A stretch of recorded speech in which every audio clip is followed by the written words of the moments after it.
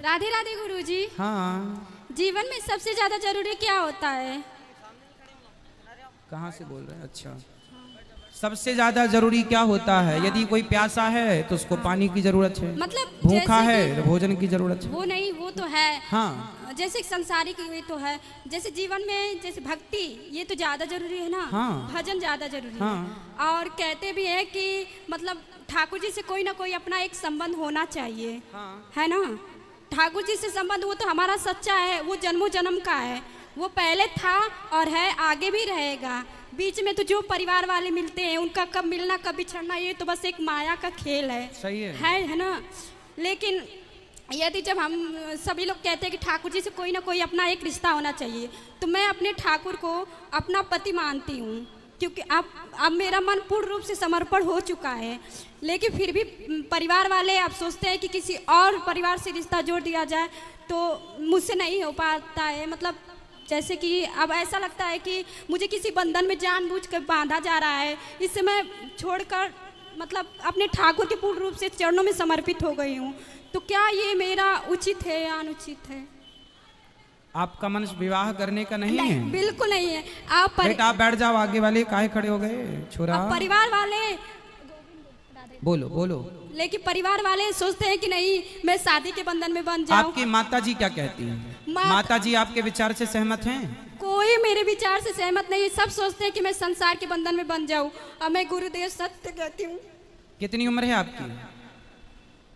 25 वर्ष है। और मैं किसी भी तरह से संसार से नहीं जुड़ना चाहती हूँ। मैं पूर्ण रूप से अपने गोविंद को, अपने ठाकुर को अपना ली हूँ। कहाँ रहते हो आप?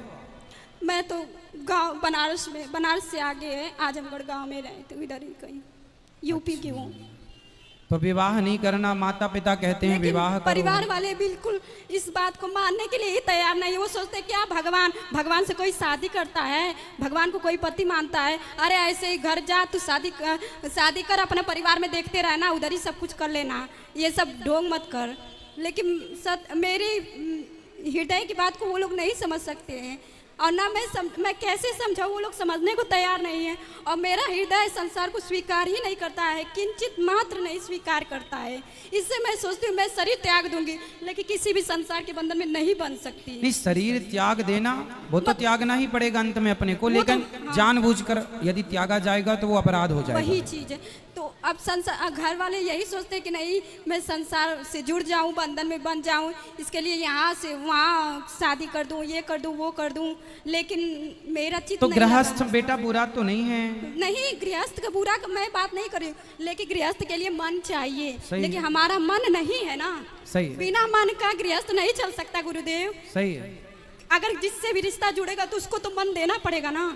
उसको अगर मन ना दिया जाए तो वो गृहस्थ नहीं चल सकता। नहीं, उसको मन देने की जरूरत नहीं। भगवान को मन दे रखो, संसार के लोगों को तो हाँ। जिससे मन जुड़ा होता है उसके पूर्ण रूप से जब आसक्ति हो जाती है। हाँ, मैं आपकी बात से सहमत हूँ कि भगवान गृहस्थ में रह के गृहस्थ के कर्तव्यों को पूरा करना पड़ता है। तो वो समय कुछ और था, लेकिन ये कलयुग है। कलयुग में हम सोचे कि हमारे अनुरूप कोई रहे, तो वो नहीं, क्योंकि वो सामने वाला पता नहीं वैसा। अच्छा, आपके अनुकूल यदि कोई पुरुष मिल जाए तो आप विवाह कर लेंगे? नहीं, कदापि नहीं कर सकती गुरुदेव। आपकी तरह भक्त मिल जाए तो? कदापि नहीं, मैं किसी को स्वीकार कर सकती। क्यों? नहीं, मेरे ठाकुर के अलावा मेरे हृदय में किसी की जरूरत नहीं है।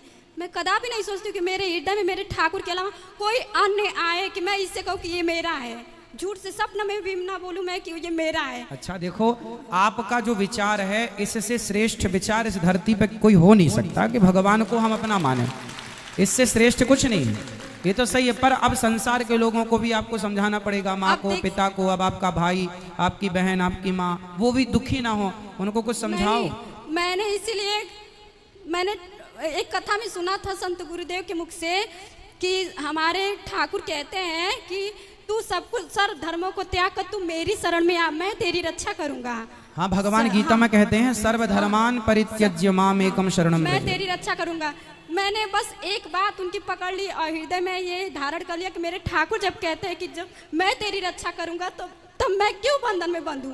ये संसार तो बस माया के खेल है। ये परिवार वाले आज है कल नहीं रहेंगे। चलो, आपकी बात से मैं सहमत हूँ, पर एक छोटा सा प्रश्न मेरा आपसे ये है कि चलो आज तो आपके मन में गोविंद है और आपके मन में कोई किसी पुरुष का स्थान नहीं है, हमेशा आपकी साधना ऐसी चले, पर आज नहीं, आज के 5 साल बाद 10 साल बाद कभी यदि मन ऐसा हुआ, क्योंकि मन देखो, मन स्थिर नहीं हो पाता।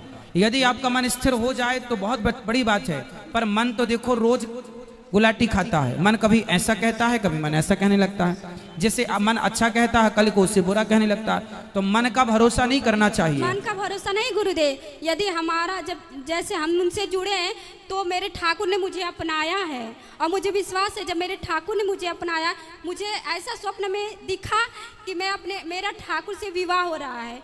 मैंने ऐसा जब तो आप माला किनकी जपते हैं? हाँ, माला किनके नाम की जपते हैं? नारायण। आप ही मेरे गुरु हैं ना, मैंने आपसे ही दीक्षा लिया है। अच्छा। 1 साल पहले मैं आई थी तो जो मंत्र दिया गया है उसका जाप हाँ, करते हैं? उसका जाप करती हूँ। तो मैं मंत्र जाप करते समय एक दिन भाव में डूबी थी, तो आपके मुख से मैंने सुना था कि मतलब ठाकुर को कोई ना कोई रिश्ता जरूर होना चाहिए। तो मैं मन में भाव विचार करती थी, मैं ठाकुर को क्या मानूं। एक दिन मैं जब भजन करने बैठी थी तो मेरे भाव में ऐसा भाव हुआ कि मेरा विवाह मेरे ठाकुर से हो रहा है। अब वो धीरे धीरे वो रिश्ता, मुझे लगा ऐसा नहीं है, लेकिन जब मैं उस रिश्ते को धीरे धीरे महसूस करने लगी, ठाकुर ने मुझे मतलब उस चीज़ का अनुभव कराने लगे कि देख तू मेरी है, तू संसार में नहीं पड़ सकती। कहीं मतलब मैं जब भी संसार में जाती थी या कहीं भी कोई रिश्ता दिखा जाता था तो वो काट देते थे, या कुछ ना कुछ ऐसी बात हो जाती, या सामने वाला हट जाता था। हजारों रिश्ते आए किसी न किसी वजह से। तो मैं समझती थी ये क्या है, क्यों ऐसा हो रहा है। फिर मुझे धीरे धीरे ठाकुर ने खुद अनुभव कराया कि तू मेरी है, तू मत संसार में पढ़। मैंने फिर संत गुरुदेव के प्रेमानंद महाराज जी हैं, उनका सत्संग सुनने लगी। फिर मुझे समझ में आया, फिर मुझे लगा कि हाँ ये ठाकुर की बात है। जब मैं उनके रास्ते पे चलने लगी तो मुझे खुद वो अनुभव कराने लगे कि देख मैं तेरा हूँ, तेरा कोई नहीं है। इसलिए और फिर मैं उनकी सत्संग भी सुनती हूँ, और मैंने घर त्याग दिया है, छोड़ दिया सब कुछ, और मैं बस अपने ठाकुर के भरोसे हूँ। इतना दिन हो गया, 8 महीने हो गया, लेकिन मेरे ठाकुर मुझे हर पल संभाल रहे हैं, हर पल तो रहते कहाँ हैं आप? घर पे रहते हैं कि कहीं और रहते हैं? घर पे तो नहीं रहते हैं। मैं कहाँ रहते हैं? मैं वृंदावन में ही रहती हूँ। तो वृंदावन में अकेले रहते हैं, किसी के साथ रहते हैं? नहीं, कोई निश्चित नहीं है, कहीं पे भी। अभी ठाकुर जी मुझे जहाँ पे रख देते हैं वहाँ पे रह लेती हूँ। बेटा पर देखो आपकी भावना अच्छी है, मन पवित्र है, सब कुछ अच्छा है आपका, आप में कोई कमी नहीं है। भगवान आपको स्वीकार कर चुके हैं, आपने उन्हें स्वीकार किया, ये सब कुछ अच्छा है। भक्ति के पथ पर ईश्वर का अनुभव हो जाना ये बड़ी बात है, आपको हो चुका, ये अच्छी बात है। संतों का संग मिला आपको, आपने मंत्र का जाप किया, आप श्रेष्ठ हैं अपनी जगह। फिर भी ये जमाना बड़ा जालिम है, खुले में कहाँ रहेंगे आप? स्त्री हैं। नहीं गुरुजी, थोड़ा सा आपको अपनी सुरक्षा के लिए तो आपको कोई स्थान जहाँ बहुत सारी स्त्रियां रहती हों, लड़कियां रहती हों, वैसा यदि आप चुन लो। आप अकेले फुटपाथ पे ना सो जाना, आप अकेले ना रहना कहीं। मैं गुरुजी कभी कभी भय मतलब मन में ऐसा लगता कि नहीं, रक्षक तो भगवान है, रक्षक तो भगवान है। द्रौपदी की लाज बचाई, रक्षक थे, फिर भी लूटी ना लाज, फिर भी लाज लूटी ना। उन्होंने पुकारा ही नहीं ना। हाँ, तो द्रौपदी की लाज लूटी, फिर भगवान ने पुकारा। तो हमें ये मैसेज है कि हम ऐसा काम ना करें कि वो स्थिति उत्पन्न हो।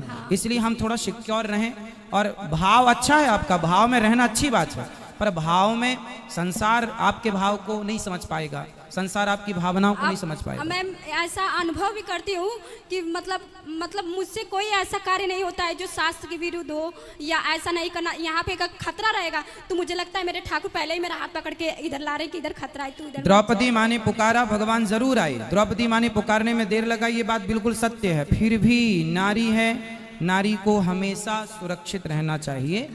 जितना समाज में क्राइम हो रहा है उसको देखते हुए हम आपसे कह रहे हैं कि द्रौपदी की तरह आपका भाव है, पवित्र है, अच्छा है। और फिर संत गुरुदेव भी कहते हैं यदि जब हम अपने भक्ति और प्रेम के मार्ग पे आगे बढ़ते हैं तो पग पग पर प्रतिकूलता आती है। वो हमारे ठाकुर हमसे परीक्षा लेते हैं कि क्या तेरा मन अभी भी मुझ में है या संसार में है। मन की बात नहीं है बेटा, आपकी सुरक्षा की बात है।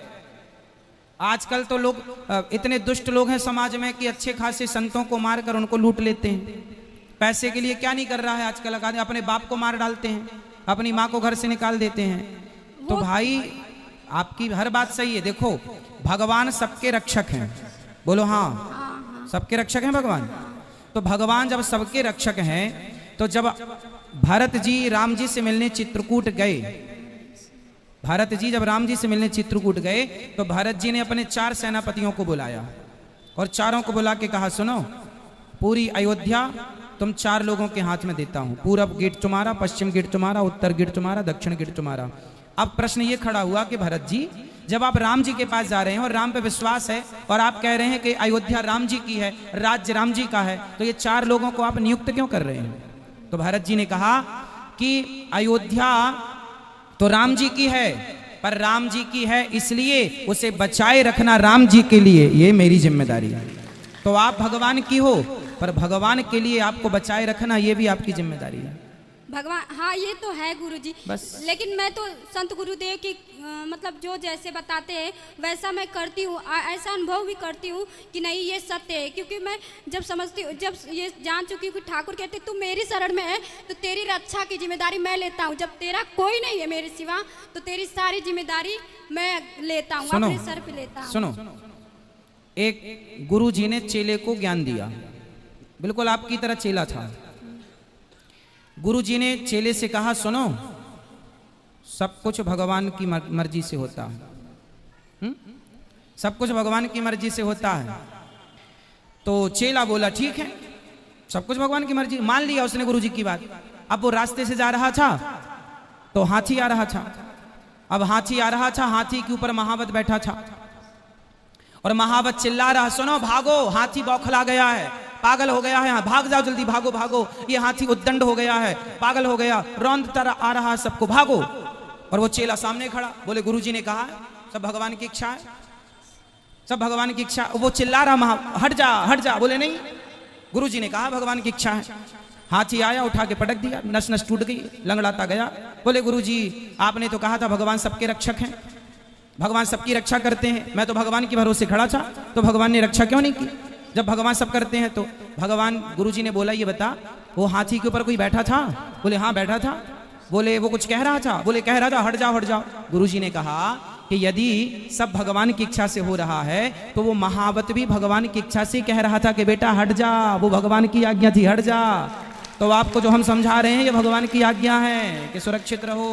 हाँ ये तो है, सुरक्षित तो हाँ। वैसे कोई भी अपनी सुरक्षा स्वयं नहीं कर सकता, सुरक्षा करने वाले तो हमारे ठाकुर ही है। भगवान सबके रक्षक हैं। हाँ वही रक्षक है, लेकिन हम अगर हम अपनी ना चलाएं, अगर हम अपनी ना चलाएं तो वो अपनी चलाते चलो हैं। हमारा जो धर्म है आपको समझाना, एक गुरु के नाते, एक भाई के नाते, कि भाई महिलाओं को खुले में नहीं रहना है, सुरक्षित रहना है।